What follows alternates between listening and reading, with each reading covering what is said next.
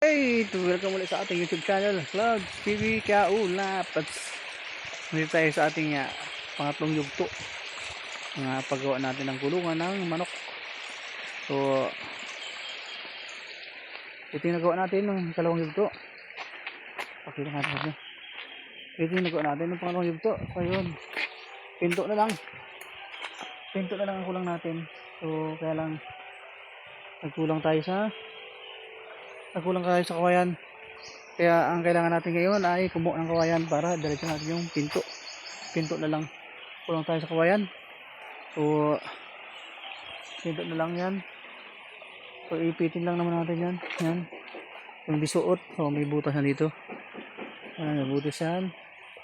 So, dyan natin sisingit yung pinto. Dahil may lock yan. Yan, inipit natin. Ginawa natin ng lock. So, yan. Yung magiging ko natin. Sunod na project. At tapos, kukuha tayo siyempre ng kawayan dahil kulang ang ating kawayan. So, samahan nyo muna ako. Kuha tayo ng kawayan tapos diretso natin pagkuha ng pinto.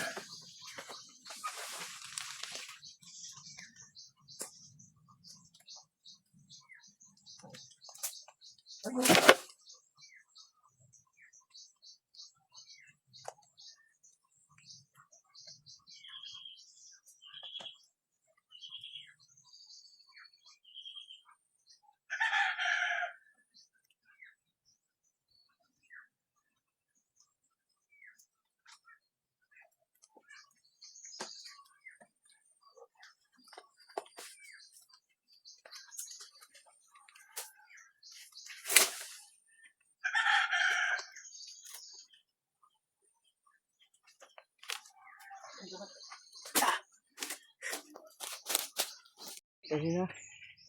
So, tapos na yung pintuan.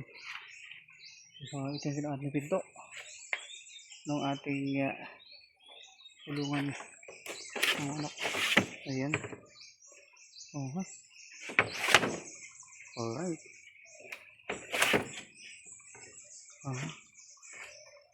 Ayan. Diba?